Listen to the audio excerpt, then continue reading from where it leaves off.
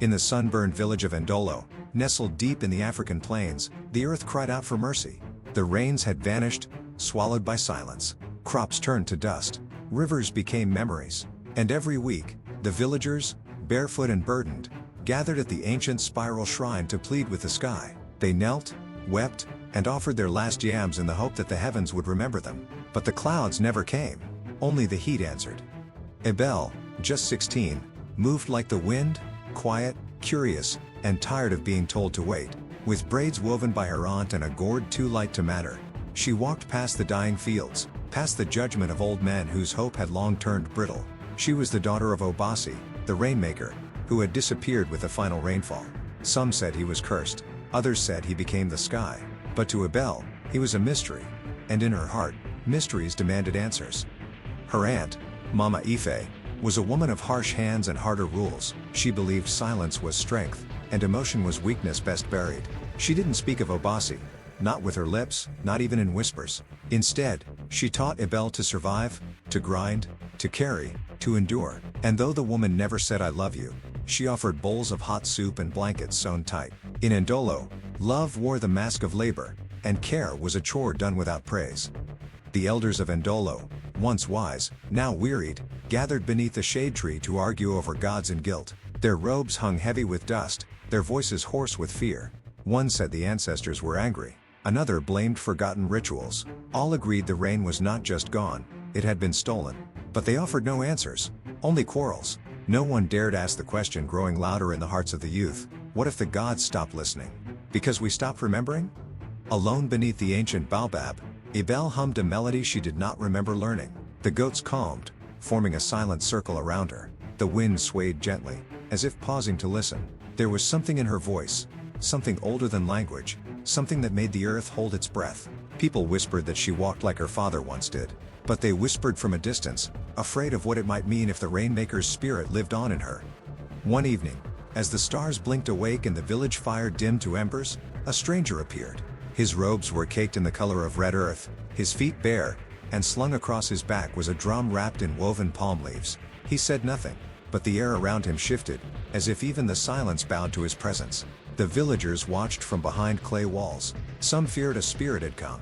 Others felt the stir of something long forgotten. While others hid behind closed doors, Ebele stepped forward.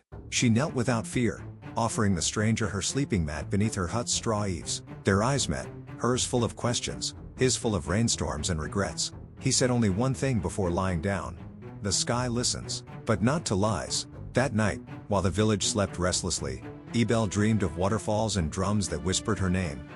In her dream, Ebele stood at the foot of a mighty waterfall, and there, bathed in moonlit mist, stood her father, Obasi. He was younger than she remembered, yet older than time. His voice, barely more than a breath, said, "I sealed the storm.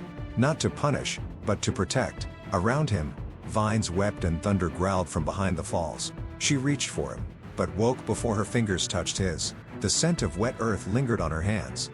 Ebele woke before the rooster cried, heart racing, palms damp. The mat was empty, the stranger gone, but in his place lay the drum. It was old, worn, humming with a sound she couldn't hear but could feel. Carved into its shell was the spiral sun, the mark of the Rainmaker's bloodline. Her bloodline.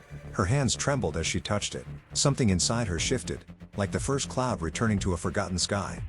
Ebele stood before the circle of elders, the drum cradled in her arms like a sacred child. "This belonged to my father," she said, "and now it speaks to me." The elders exchanged uneasy glances. One scoffed. "You are a girl," he muttered, "not a rainmaker." Another shook his head. "Drums are not for delicate hands." But Ebele did not bow. Her voice did not shake. She had heard the sky, and she would not let men who forgot how to listen tell her what she was. She returned to the grove where her father once walked, where the air still remembered his footsteps. The trees stood silent, thick with memory.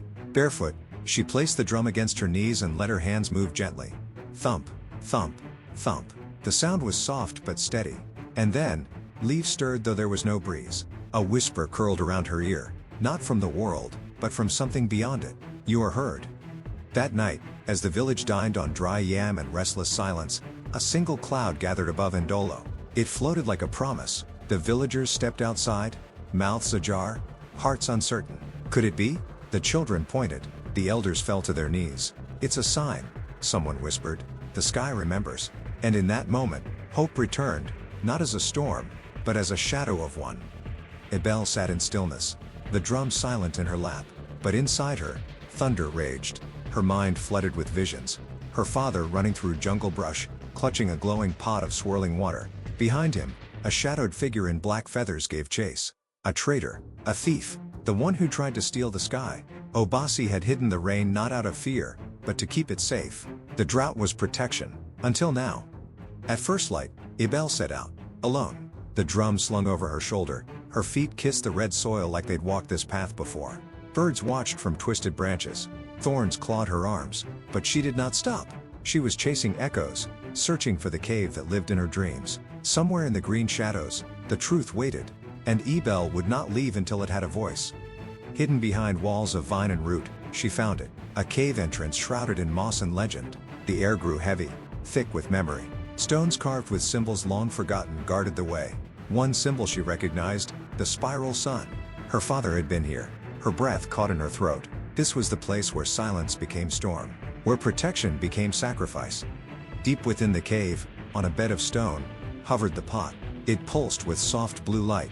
Inside, clouds twisted and lightning danced. She stared, heart thundering. This was the storm, the last rain, locked away by Obasi's final breath. She reached for it, feeling both warmth and fear. The sky had been waiting. And now, so had she. When her fingers met the pot, the cave filled with sound. Not a scream, not a roar, but a song. The storm song. Lightning leapt from the clouds above Ndolo, slicing the sky open. Thunder followed. People rushed from their huts. The first drop hit the earth like a tear. Then another. And another. The drought was broken. The sky had come home. They laughed. They screamed. They fell to their knees in the wet earth and let it cover their skin. Children splashed in puddles they had only heard about in stories. Old women wept and lifted their arms to the sky. For 5 years, their prayers had gone unanswered. Now the rain was not a whisper. It was a hymn, and every drop sang Ebele's name. As the village celebrated, Ebele did not return. Not that day. Not the next. She remained in the forest, walking barefoot beneath trees that remembered her father. She had seen what he had seen, felt what he had felt. She was no longer just his daughter. She was his legacy, and legacies walk slowly, like storms before they strike.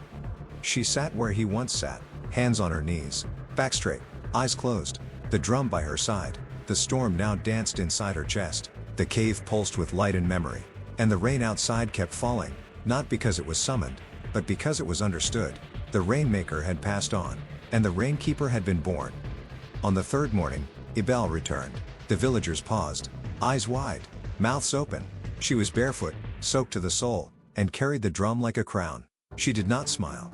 She did not wave. She simply walked, and in her silence, they heard the voice of the sky. The people bowed, not because they were told to, but because their hearts demanded it. A child reached up, fingertips brushing the edge of the drum. And when Ebele looked down, she saw her own past reflected in his eyes. She nodded once. He smiled, and somewhere above, a soft drizzle fell. She became a teacher, not of books, but of being.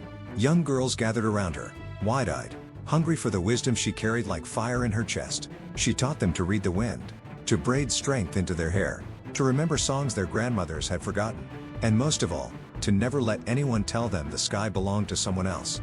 At sunrise, she stood at the edge of a green field, drum at her side. The earth breathed again. Crops rose toward the light. A rainbow curled across the morning sky. And Ebele, once a child lost in her father's shadow, now stood as the sun's equal. The Rainkeeper, guardian of balance, dancer of storms. Long before the silence, there was a moment.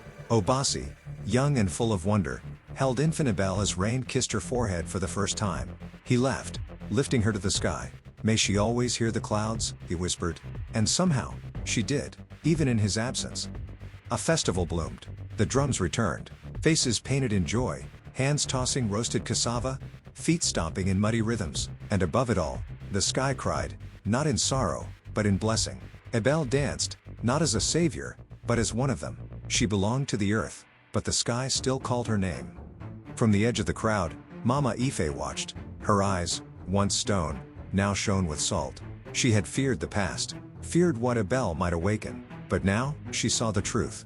The girl was never meant to be tamed. She was meant to bloom. And the rain had watered something in her too.